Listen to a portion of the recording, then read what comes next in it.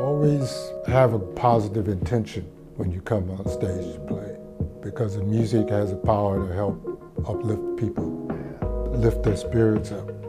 So, you have that intention, it certainly goes out into the area you're playing in.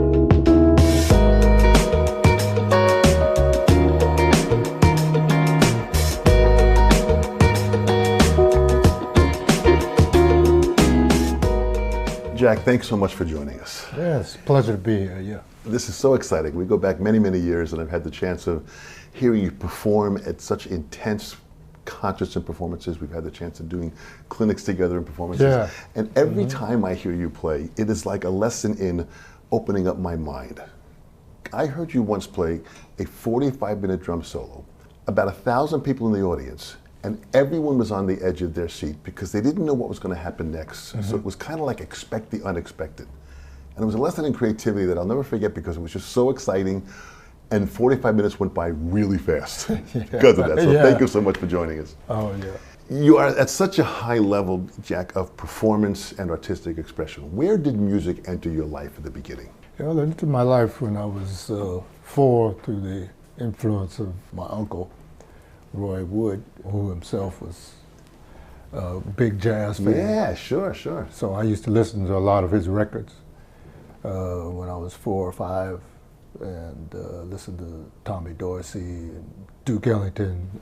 Actually, we had a Victrola, the Victrolas.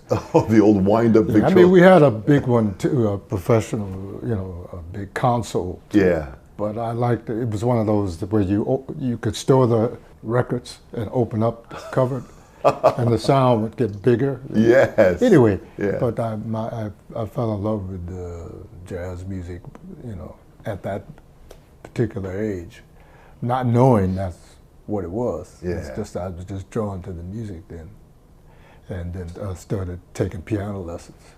Piano I took because my grandmother knew a piano teacher who told her that I had perfect pitch. My grandmother bought a spinet piano for me, and then I started taking lessons. My first piano lessons were not happening. I had an old crotchety piano teacher who smacked my hands when I didn't play the right notes, and I was really, really not happy about that. My grandmother had a friend who lived around the corner, who was using modern, for those times, I guess, techniques to help, young people read music. She would give like scores for the way you play the pieces, or maybe a dessert, if you played extra. So she knew how to motivate you. Yeah, she motivated me. So I started to learn to read and play, classical pieces. So at this time, you're still kind of hearing jazz music in the household? Yeah, I'm still dreaming, but I'm seeing everything then too. Country western music and on the radio, gospel music. Yeah. So there was a lot of music around. My mother wrote poetry, and she wrote songs. So there was music always around. When I was about 11 or 12, rock and roll came on the scene. Yeah. People like Fats Domino were happening. Also, I like to sing. I was singing in a doo-wop group, so sang a cappella. How cool! And then my uncle became a jazz DJ. Needless to say, I had access to all these great records with Art Blakey and Max Roach and all of the jazz greats. So I immediately was hooked, on that music. Is that what brought you into drums? Drums came as a result. I mean, I was developing as a pianist. Yeah. And so when I went to high school, there was a saxophone player who was into Charlie Parker, wanted to form a group, and he said, "Man, you gotta listen to Charlie Parker." Of course, my uncle had all these records. Yeah. And so I had started listening to Charlie Parker and to the piano players that played that. We had a high school band, which I played bass, acoustic bass, double bass for half a semester, and then switched to the percussion department, playing bass drum, snare drum. We also had practice rooms. So There was a clarinet player who played bass and a flutist who played drums, and we would get together and play How great. jam sessions, you know. And that would be at the school? Yeah, the high school, yeah, vocational school. Yeah, yeah. Was playing like Ahmad Jamal's, you know, compositions, and there was a great jazz scene in Chicago. Yeah, Chicago had a lot of mixture of genres of music. Yeah, yeah, yeah, yeah. So, you know, I played functions and played, you know, polkas, waltzes, and bar mitzvahs, and So still playing piano still playing the with piano. these groups, all different types of gigs. Yeah, then finally a drummer from one of my combos left his drums at my house. I spent about a month on them. You know, I was drawn to them, but didn't know how really naturally they appealed to me. So I spent about a month on the drums, playing with records, and getting the 26 rudiments and practicing those. It came to me naturally, you know, I sort of, you know, the coordination and everything just came to me naturally. So I decided to develop the drums up to the level of my piano. How great. So I got a lot of experience working with really, really seasoned musicians Yeah. that knew more than me, but sort of took me under their wing and saw that I had some talent to offer. And, you know, I made it a point to put myself in those situations that challenged me and helped me develop. Fantastic. You know, it's amazing how often sometimes piano and drumming, there's a lot of great drummers out there that also play piano. There seems to be a real, you know, relationship there. Well, why shouldn't there be? Because it's part of the percussion family. Yeah, really. absolutely, absolutely. So maybe some of the independence and ability came from that. People sometimes have a tendency to separate the two. Yeah. You know, I get quite often get asked, well, what's the difference between playing drums and the piano? Interesting. You do use four limbs, I mean, with the piano. I mean, not as often as you do on the drums. Yeah. But you're using the fingers, but you're also playing rhythm. Yeah. You know, the use of percussion with the piano and drums. You can I can name a few pianists that to me are drummers. You know, like Chick, Herbie. Chick plays great Keith drums. Jarrett. Yeah, yeah. Yeah, and Keith played drums. Interesting. Gonzalo Rubalcaba played drums. They had the sense of percussion Yeah. and incorporate that in. So one feeds the other, really. You know, the piano for its orchestral range, but the drums also, because, you know, we have the drum set, so we tune these drums Yeah. to various pitches according to the music. Yeah, yeah, yeah, yeah. I'm always hearing orchestrally when I play the drum set. So that, and cymbals, which, you know, over the years I've come to design with Sabian. Yeah, you've got an incredible line. So, you know, in the cymbals there's orchestral sounds. You know, you have the low gong sound, and then you have the overtones. Yeah. And sometimes you hear chords in them. So I'm always hearing the orchestra, so you could say that the piano is, or the orchestral sound is part of my concept. Interesting. That kind of explains when you're playing a solo, you really are laying down this orchestration composition. That's probably what sucks people in to hear that and be involved. It's fantastic. So you're working at this time. You're playing with different musicians. Are you now, you know, at a professional level where you're making an income from playing music?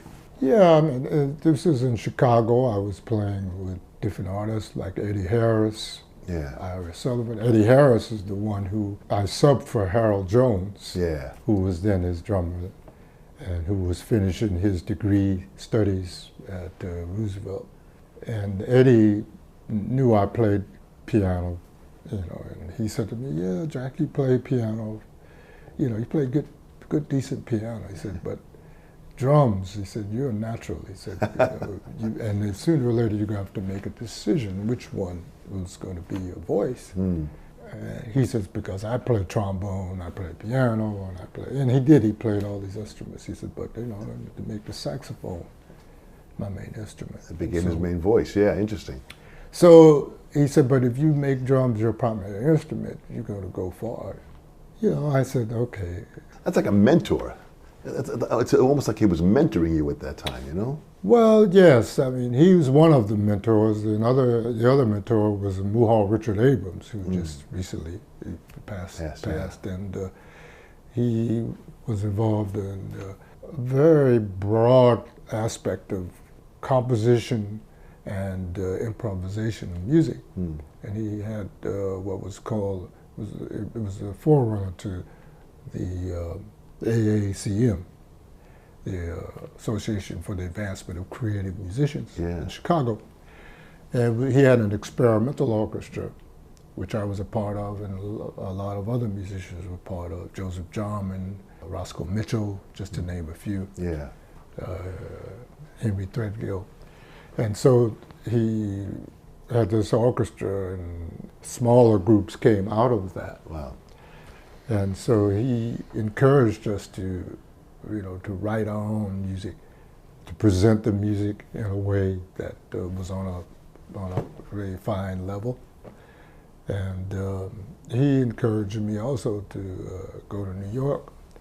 And, you know, his door was always open for musicians to come in and you know, ask questions and get advice, you know, not only musical, but, you know, personal as well. Deep, very, very deep. Were you doing any composition at that time? Were you composing? Well, I started to write. I started writing more after I came to New York. Yeah. I was a band leader. I formed groups. I had trios. I had quintets, and I accompanied singers, and I played solo piano. So I did a variety of things. And there was tons of places to sit in. There was an incredible amount. Chicago was a great place for that. Deep for that. So you had a chance to play and sit in with John Coltrane. Yeah. What was that like? How old were you at the time? 18, 19. Okay, so you're in your late teens. Yeah, I'm not great with numbers, but I was a big fan of Coltrane's, and you know, I've been playing with the records. And in the club he was playing in was a place called McKee Fitzhughes. He was a DJ. He owned this jazz club. It was one of those railroad. Oh, like a railroad car. Yeah, well, it was a railroad bar. You know, it was like, you know, it was long, and then there was the booths and bar chairs, and then there was a mirror so the musicians could see themselves, you know, when they were playing. There was a small stage, and there was a spinning piano up there. And Elvin was late for the last set. And I would play the jam sessions there on the Monday nights. And so the place was packed. McKee said to John, he said, listen, you know, it's packed, it's the last set, and Jack DeJohnette, he's a good drummer, you know, let him go play this last set with you. And Coltrane just nodded his head and went up to the bandstand. Never asked how good is he or can he play, but there was this trust. Yeah. And so I was able to hold my own. Yeah. Play with him. But it was a really highlight of my life or the career then, because when I played with him, he was like a magnet, you know. Yeah. When he played, you could feel. I mean, I really understood why Elvin had to play the way he played. Interesting. As much as you could give him, he just, like a sponge, he just soaked up the energy. He needed that fire, you know, from the drum. Yeah. To push him, and it, you know, it was in turn. It was a reciprocal thing that happened with him and Elvin. What an incredible opportunity to have that, just to have that clarity of where jazz was at that time, to be thrown into that situation. Oh man, yeah. That's a game changer. Well, it really fueled my confidence in my abilities to be a better musician. Yeah. So now you make the move down to New York. What was it like when you first got here? Well, when I first got here, I came up with a drum set on a Greyhound bus and a set of gray pearl drums, so simple, no cases. Yeah. I checked in at the Sloan House YMCA, went uptown to Minton's, and Freddie Hubbard was playing there. And I sat there with Freddie, gave me an initiation. Freddie called just one of those things at a Max Roach tempo or Charlie Parker up tempo. Yeah. You know, ba, ba, ba, ba, ba, ba, ba, da, da. But you know, I had practice with those records, so I was prepared for it. After I finished, John Patton, the organist, was in the house, and he said to me, he said, "Man, if you have a set of drums, and you got a gig." That easy. And that's when I first decided I was going to stay in New York. Then I moved downtown. Charles Tolliver, who was a trumpeter and composer, had been working with Jackie McLean. I used to, you know, go around and sit in a lot of different places. Charles told me, he said, listen, you know, Charles and I had spent a lot of time and jammed together, and he said he had been working with Jackie McLean. He said, man, Jackie's going to hire you, he's going to call you. And I said, oh. Sure enough, I got a call from Jackie to go to work with him. Yeah. And at the time, the group was, I think it was Larry Ridley and Bobby Hutcherson. Beautiful. You know, vibes. Beautiful. So we did some gigs around New York and traveled some. I remember one experience. You know, Jackie McLean was very kind to me in the sense that I was playing too loud. And it was during the time a lot of drummers were influenced by Elvin and the volume that he played. Yeah. I was playing, you know, louder than I should have been. And so on the break, Jackie called me aside. He said, Jackie, can you hear me when you're playing at that volume? And, you know, I was young and cocky and full of myself. I said, well, yeah, I can hear. He said, well, I don't know. He said, you might want to play down a little more so you can hear, you know, what I'm playing.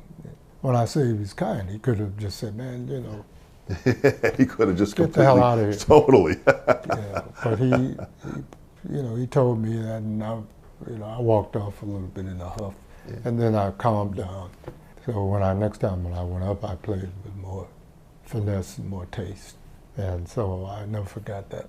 Boy, these lessons seem like they were being given to you. This is university education that's happening on the job. Oh yeah.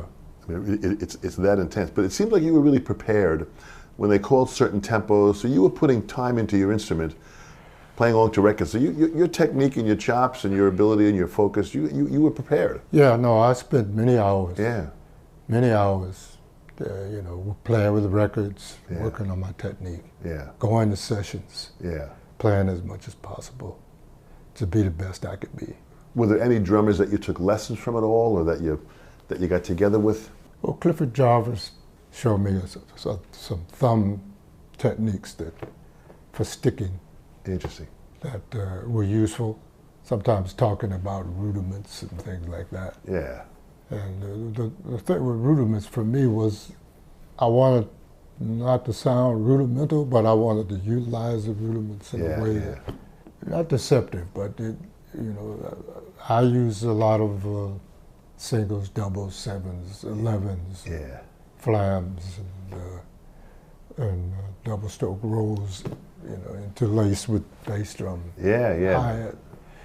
So that it flows, you know, flows a lot, so it doesn't sound more, not marching drum, but, you know. Oh, it's not stiff at more all. More vertical. Yeah, it's not stiff. More of a flowing. Yeah. Way of a liquid way. Interesting. You know, your fluidity when you're playing, it always amazed me because it didn't matter what hands or what feet or what sounds you were looking for. If you wanted something happen between your left hand and your right foot, it just kind of happened. You just kind of like, it's almost like you willed it that way. It just happened so relaxed and so fluid. So a lot of that came from just playing along to records and just listening to other players. Playing as much as possible. Yeah. Too. And the energy that flowed through me was pretty high energy. Yeah.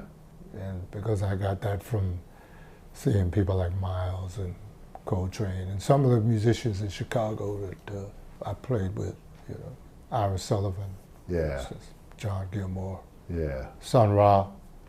So I was, you know, had all these different people who played the music on such a high level. You know, I just wanted to be the best I could be.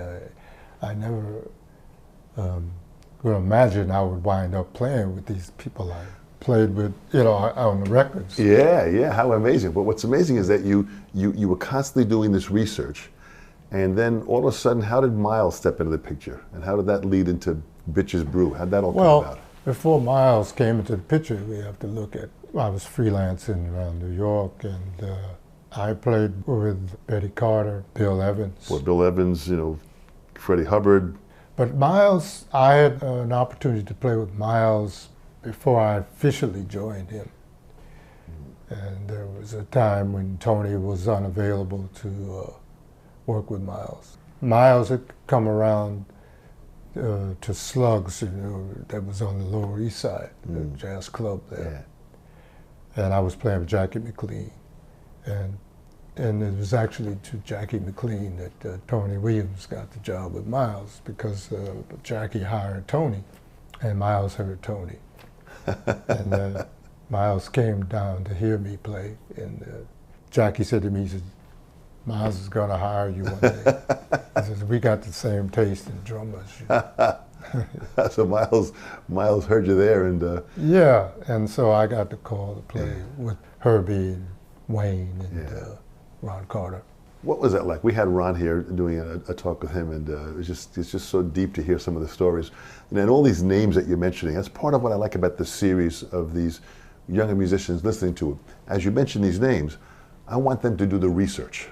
And, you know, Sun Ra, go do the research of who these great musicians were, and have them do their homework for it. So you hook up with Miles now, you're playing. How did Bitches Brew come into the picture?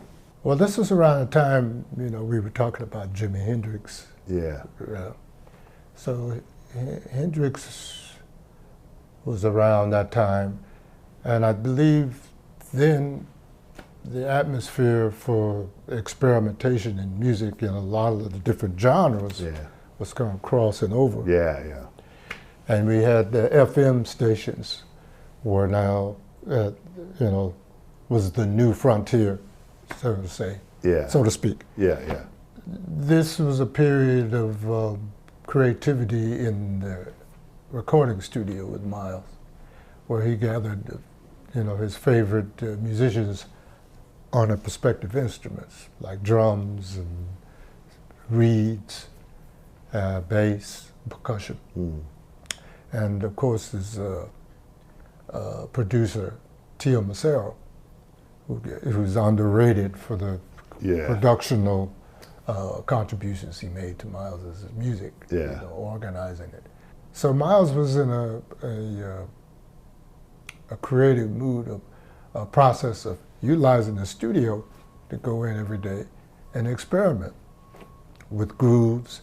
I mean, a lot of the music is not that structured, you know, in terms of like A, B, C. Form, form. And so it's a matter of grooves and sometimes a few notes or a few melodies. And when the groove got right, I mean, you know, he turned the tape on and just let it roll. And when it got right, he would cue a soloist in and then take it out. And so the tape would just be rolling. So documented the work in progress. So days and days and days of this, you know, just would go on. We never thought about how important that these records would be. It was just, you knew it was important because Miles was there, and he was, you know, moving forward with something different in his concept. If you listen to it, a lot of it is the simplicity of the music, but the grooves are what's happening, and then he was utilizing acoustic and electric bass. And electric instruments, the grooves was just so deep. It was just such a, and you could kind of feel everyone speaking to each other within the music. Well, that process really, you know, a lot of the pop groups, that's what they did, but they spent an even longer time, you know, playing the groove over and over and over until it's set in the right place. But this was a little different in terms of getting that spontaneity as the groove is developing. Yeah. And capturing it on recordings and then editing it and putting it together so it told the story, you know, in the best way possible. Well, what classic music that was. It's just around forever and still as fresh now as it was back in the 60s, which is you know, beautifully powerful. Were you still playing piano at the time? Were you doing some composition at the time? I mean, I was playing the piano, but not working with it. I just used it in terms of writing. Yeah. And I hadn't made a recording as a leader until, I guess, 68 or 69 for the Milestone label with the Orange Keep News. Right. But I forgot to mention, in coming up in Chicago, I liked to play a wind instrument, which was the melodica. Yeah. Which I used to go around and play and sit in on sessions, because it gave me another way of expression, you know, with the air, that you, in a way of speaking that you can do with the piano. Yeah. So I used to go sit in and got a lot of experience playing with the melodica. And I used it in New York and used it on some compositions. Well, actually my first record. It took me a year before I was ready to record. Yeah. He said, well, think about what it is you want to do and then come back to me. So I wanted to utilize my keyboard skills. I also wanted to have Roy Haynes, who I met when I first came to New York. He was kind of like a mentor to me. He wasn't like a mentor to me. We used to go around and hang out in New York, go listen to music, and sometimes sit in together, me playing the organ or piano. I really had a lot of respect for Roy's art on the drums. Yeah.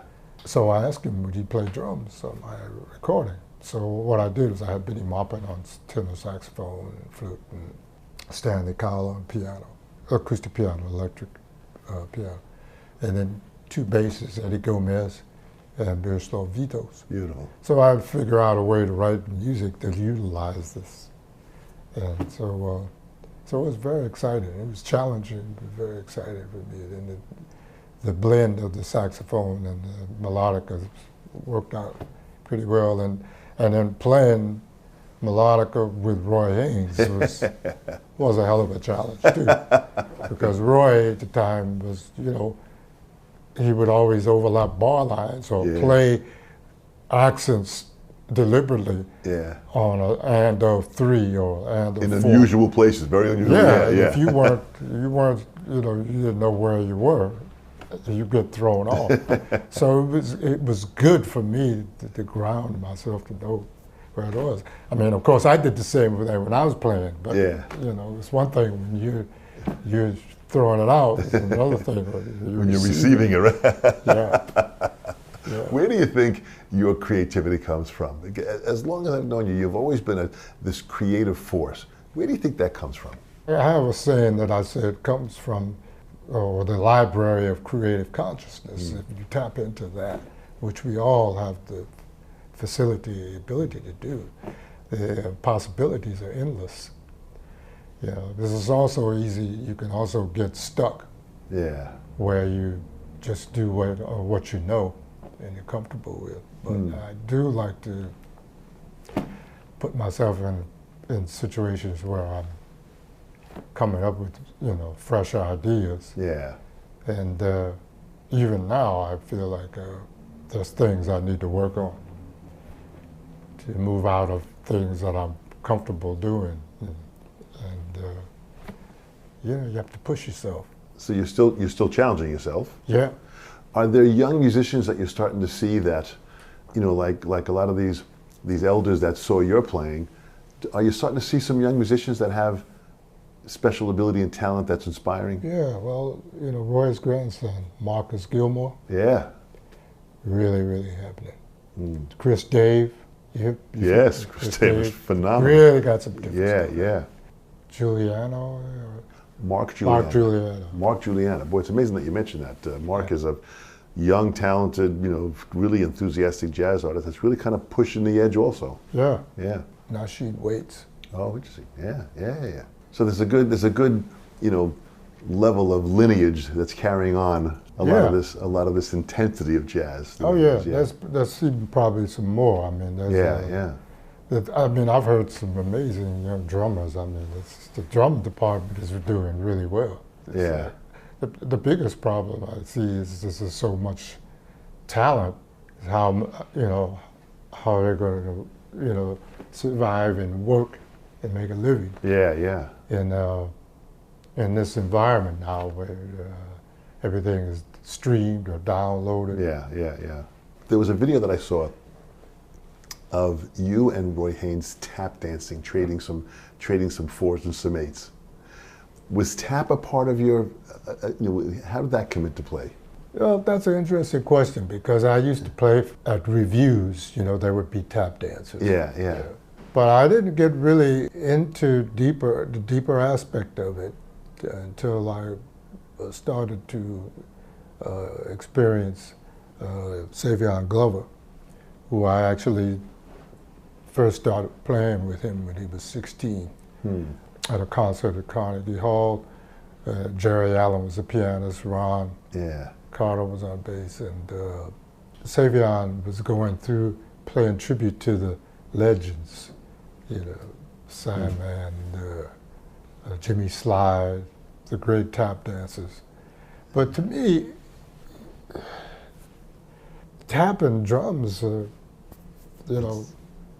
at the hip because they're doing rudiments. Absolutely. It's the same. It's just it's a percussion discussion. Absolutely, a percussion. It's a percussion discussion, and later, Savion sees himself as a soloist, like a horn player. He sees himself that way. Yeah. And when I saw him, I call him the John Coltrane of tap because he does phenomenal things. Yeah. Rhythmically, and then with the moves. Yeah. Everything is really concentrated in the feet. But he is a way of setting up a stage with the mics and different places where he can get pitches, these different How amazing. microsonic tempo pitches from his drum. And so if I play something pitch-wise, it changes, and he'll play it back. There's a lot of call and response. Yeah. And then a lot of accompanying each other. Yeah. While one solos, the other one does it. And then a collective improvisation. The connection it's immediate, and it goes from 0 to 200 whenever we get together. Yeah. What's funny is that these players like Roy Haynes and Buddy Rich and Steve Gadd and Ed Thigpen, they really were great tap dancers. And it seems like there's almost an importance to understand tap to better understand the fluidity of drum set. Well, the correlation, is there in the sense that Savion is an excellent drummer. Yeah. At the sound checks, I play some piano with him, he plays the drum. But he did something that was really amazing that my wife Lydia and I went to see him play in Albany. It was called Classical Savion. And for those who haven't seen it, they should really see it. Check it out. It was amazing because he had a string section there, and they had to all know how to improvise. And he was doing Bach, and Mozart, Really? and tapping to it. There were kids of all ages, and it was really like educating the audience with something that most people knew these works. And then he would introduce the players by tapping something to them, and then they had to answer back with an improvisation. And then at the end, he brought a jazz rhythm section, and he played some jazz improvisations with the orchestra. But you see this thread showing how he would literally tap the notes. Some Mozart, tapping, with this ensemble. And when we first got there, we thought, oh, well, let's see what's happening. And man, after about 5 minutes, you're like, whoa, this is deep. It's deep, I can imagine. Yeah, and so, he's like at the cutting edge. And he's, educating people, about tap. Still, he's giving it a more visibility. Yeah. You know, yeah. like bring on the noise, bring on the funk. Yeah. But yeah, he's definitely a trailblazer. That is beautiful. Been a pleasure working with him. I mean, he's out now working with Marcus Gilmore. Interesting. But he's done things with McCoy Tyner, he's done things with Roy, you know. So he keeps it, you know, putting himself in different situations. Boy, it's amazing that you keep yourself exposed to all this here and informed about all this information. You know, that really is a part of the magic of what creates Jack DeJohnette, for sure. We have all these young listeners that are listening to here, and there are some, you know, incredible, enthusiastic musicians out there. Mm-hmm. In closing, what would you say to this next generation, Jack, that could give them advice and hope to follow their dreams in music? Well, first of all, love what you're doing. Yeah. Have fun with it. Listen to as much, you know, different types of music as you can, and ask questions. Mm. Try and play with musicians that are more experienced than you. Always have a positive intention when you come on stage and play, because the music has the power to help uplift people. Yeah. Lift their spirits up. So, you know, you have that intention, it certainly, you know, definitely goes out into the area you're playing in. Yeah. Joy, which is very important. Yeah. To put the joy in the music, because right now more than ever we need that. Yeah. Well said. Yeah, just keep that spirit, and make sure that you know, even though it's your profession, that you still find fun with it, so that it becomes a job. Yeah. You know, it's your art, and it's your way of living, your way of making a living. Yeah. But keep that in perspective. Beautiful, beautiful. Yeah. I love that positive intention. That really is a very, very two powerful words put together. That's beautiful. Yeah. And if there's ever an endless library of creative consciousness, you are the one that owns the library and keeps on filling it up. I think you do. I share some of it. You do, with sure a do. lot of other people. You do that so well, man. Yeah. Jack, on behalf of the Artist Series and the Sessions, we thank you so much. Okay, thank you so much. Fantastic. Pleasure talking to you.